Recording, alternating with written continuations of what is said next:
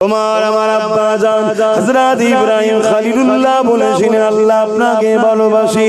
আল্লাহ পাক ইব্রাহিম নবীর দোয়াকে কবুল করে 90 বছর পার হয়ে যাবার পরে একটা সন্তান দিলেন, নূরের বাচ্চা দিলেন। কেননা নবীদের সম্পর্ক হলো জান্নাতি জমিনের সাথে, আর জান্নাত হলো নূর দ্বারা তৈরি। এই প্রতিটা নবীদেরকে আল্লাহ নূর দ্বারা বানিয়েছে, ইনাদের সম্পর্ক নূরের সাথে। তবে হ্যাঁ আমার রাসূল নূর অন্য জিনিস নূর, দুই নূর কিন্তু এক নয়। কেননা মনে রাখবে সূর্যের আলোয় সবাই আলোকিত হয়েছে, সূর্যের আলো আর সব আলো কিন্তু এক নয়। আমার নবী নূর থেকে তামাম কায়নাতকে আল্লাহ বানিয়েছে। এ যুবকেরা তরুণেরা কোথায় পাবেন, বেশি দূর যেতে হবে না, বসিরার মাওলানা পাক দরবারে চলে যান। হাফিজুল হাদিস আল্লামা রুহুল আমিন রাহমাতুল্লাহ আলাইহি কিতাব মিলাদে মুস্তাফা তুলে নেন। তার মধ্যে দেখুন হযরত জাবেরের হাদিসটা নকল করেছে। এই যেটা শুনানে আবু আব্দুর রাজ্জাকের মধ্যে রয়েছে। দেখ ওদিকে আমি যাচ্ছি না, আমি যেটা বলতে চাইছি হযরত ইসমাঈল আলাইহিস সালাম আল্লাহ পাক পরীক্ষা করে নিলে 90 বছর পার হওয়ার পরে সন্তান দিল আল্লাহ।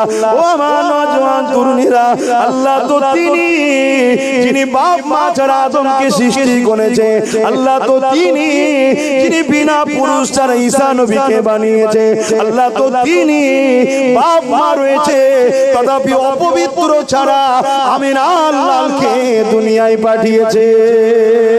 আল্লাহ তো তিনি যিনি দুনিয়া আখিরাতে একমাত্র মালিক, সেই আল্লাহ যে আছে সেই রকমই রয়েছে।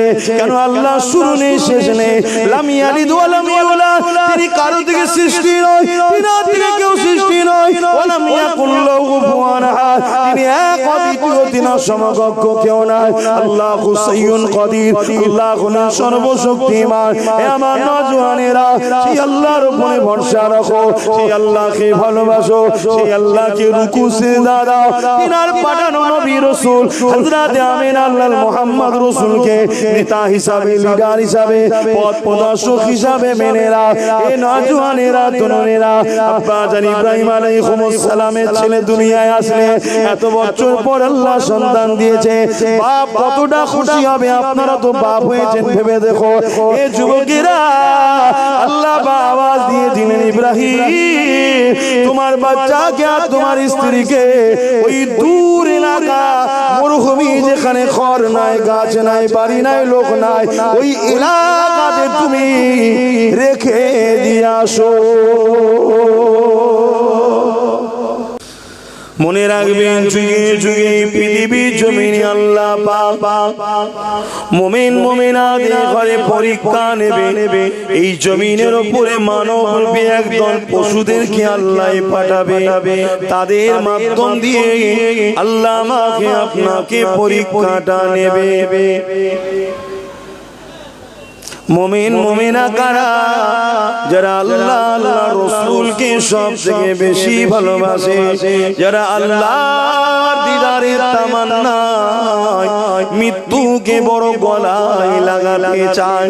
তারা মনে করে মৃত্যুটা হলো দুনিয়ার জমিন থেকে আখিরাতে যাবার একটা সেতু বা পুল। এই সেতুটা পার করে যেতে পারলে আমরা আমাদের আল্লাহর কাছে চলে যাব। কখনো জালিম রাজা দ্বারা পরীক্ষা নেওয়া হবে, কখনো অত্যাচারী শাসক দ্বারা পরীক্ষা নেওয়া হবে, কখনো চরিত্রহীন মানুষের দ্বারা পরীক্ষা নেওয়া হবে, কখনো গরিব বানিয়ে পরীক্ষা নেওয়া হবে, কখনো আল্লাহ ও নবীর পক্ষে কথা বলার জন্য পরীক্ষা নেওয়া হবে, কখনো দ্বীনের খেদমত করার জন্য পরীক্ষা নেওয়া হবে। মনে রাখবেন এটা আজকে নতুন নয়, যুগে যুগে আল্লাহ পরীক্ষা নিয়েছে। আরে নবীদেরকে পরীক্ষা নিয়েছে, তুমি আমি তো কোথাকারের কে। মনে রাখবেন আল্লাহর বিরুদ্ধে যারা থাকে তাদেরও মৃত্যু হবে, আল্লাহর পক্ষে যারা থাকে তাদেরও মৃত্যু হবে। তবে দুই মৃত্যু কিন্তু এক নয়, একটা মানুষের মৃত্যু, একটা পশুর মৃত্যু যেমন আলাদা, এর থেকেও বেশি আলাদা হলো যারা শয়তানের দাসত্ব করে তাদের মৃত্যু যখন হবে এই মৃত্যুটা বড় ভয়ানক হবে। যারা রহমানের দলে থাকে এদের মৃত্যুটা কেমন ভাবে হবে আল্লাহ নবীকে হযরত আজরাইল জানিয়েছে ইয়া রাসূলুল্লাহ হাবিবাল্লাহ যেমন বাচ্চা মায়ের স্তনে মুখ দিয়ে দুধ পান করে ওই মা যখন বাচ্চা ঘুমিয়ে পড়ে স্তনটা মুখ দিয়ে বার করে নেয় বাচ্চা বুঝতে পারে না। যারা আপনার আল্লাহর প্রেমিক হবে তাদেরও মৃত্যু হবে ওই মৃত্যুর যন্ত্রণা দ্বারা বুঝতে পারবে না।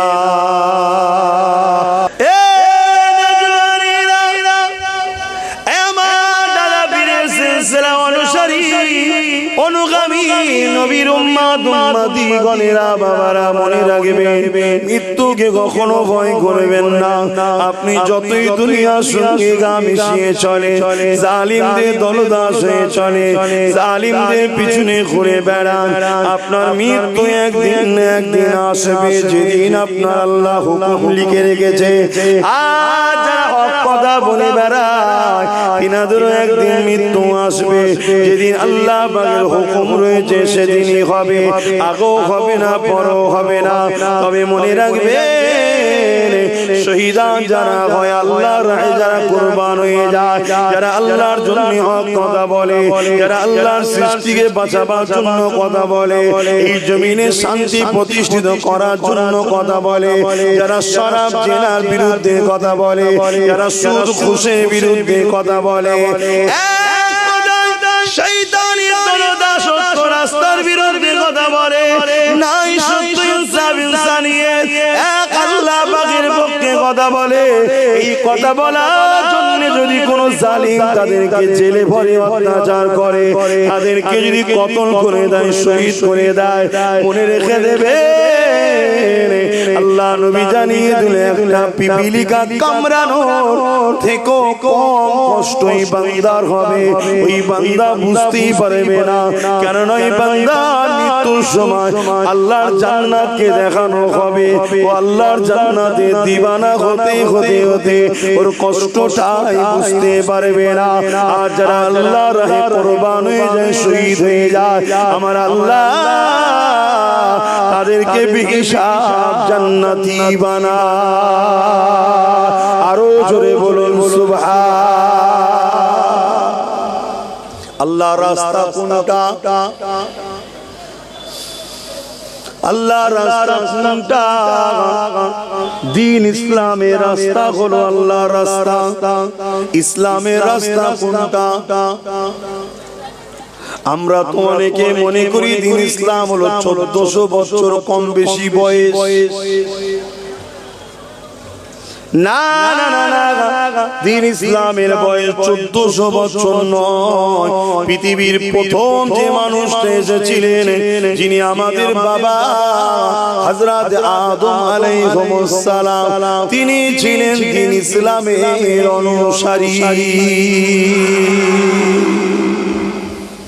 তিনার বাঁদিকের পাঁজরে হাড় দিয়ে যে মহিলাটাকে বানানো হয়েছিল উনি হলেন আমাদের আম্মা জান হযরত হাওয়া। এই বাপারি মা থেকে পৃথিবীর প্রতিটা মানুষ তৈরি হয়েছে। ধর্ম কি জাত কি কালার কি কোন দেশে পরের কথা সবাই তৈরি এই বাপ মা থেকে। ইনাদের ধর্ম ছিল ইসলাম কারণ ইসলামের প্রথম কথা হলো লা ইলাহা ইল্লাল্লাহ নেই কোনো ইলাহা এক আল্লাহ ছাড়া। যে বাদা জাকির আল্লাহ নবী যখন মক্কা জমিনে আসলেন মক্কায় মানুষগুলো পশুতে পরিণত হয়ে গিয়েছিল। তাদের কথাবার্তা তাদের চাল চলন তাদের উঠা বসা তাদের আখলাক চরিত্র এত মানবিক হয়ে গিয়েছিল বাচ্চা বাচ্চা মেয়েগুলোকে চিন্ত মুখে দিত। তারা তাদের নকল খোদার উপাসনার জন্য বাচ্চা বাচ্চা ছেলেদেরকে জবাই পর্যন্ত করত। নিজে তৈরি করা হাতে তৈরি করা ওই 313 কারো খোদাকে খুশি করার জন্য এই পৃথিবীর জমিন এত উলঙ্গ হয়ে গিয়েছিল। মা বেটি বোন বলে কিছু ছিল না, নারীকে ভোগের পাত্রী বানিয়ে দেওয়া হয়েছিল। এই পৃথিবী এত অত্যাচার হয়ে গিয়েছিল, যেমন করে যারা ক্ষমতাশালী শাসক ছিল তারা গরিবের ঘরে ছেলেদের মেয়েদের কোমরে দড়ি বেঁধে বাজারে বিক্রি করে দিত, নিলামে তোলা হতো। যার অর্থ বেশি থাকতো সে তাকে খরিদ করে নিয়ে যেত, তার উপরে অনেক জুলুম অত্যাচার হতো। এইরকম একটা গোলামের নাম আপনাদের বলি, যার নাম হলো হযরত বেলাল।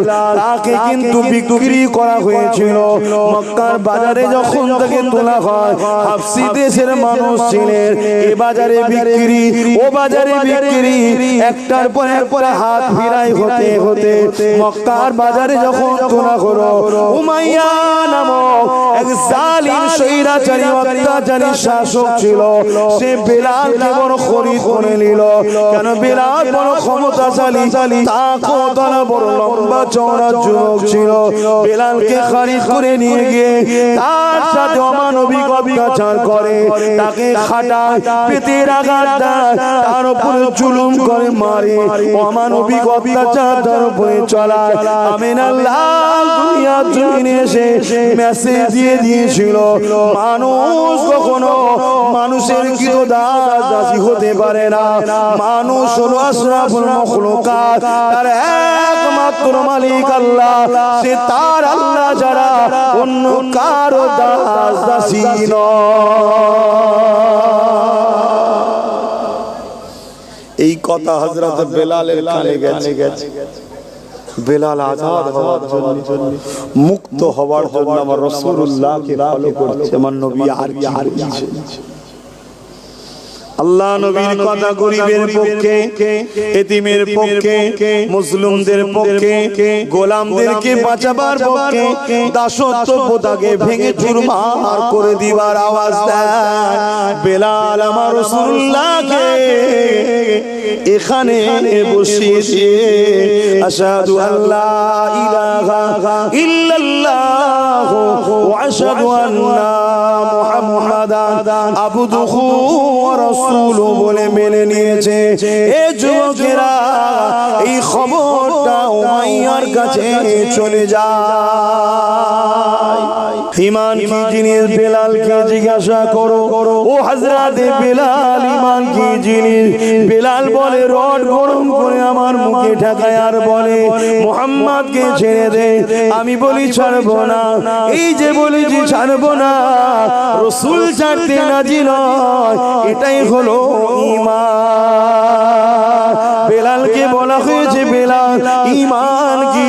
বেলাল বলে, ভারী পাথর আমার বুকে চাপিয়ে দিয়ে গরম বালির উপরে শুইয়ে দিয়েছে, আমাকে দিয়ে বলেছিল মুহাম্মদকে ছেড়ে দে, মুহাম্মদের রাসূলকে ছেড়ে দে, আল্লাহকে ছেড়ে দে, নাই সত্যি দল ছেড়ে দে, আমাদের দিকে চলে আয়, তোকে আজাদ করে দেবো, গাড়ি বাড়ি ধন দৌলত সব দেবো।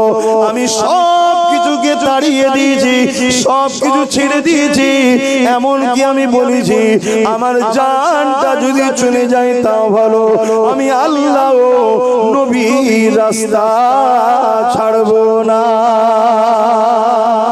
ঈমান কি জিনিস? ঈমান কি জিনিস? মন দিয়ে শোনে।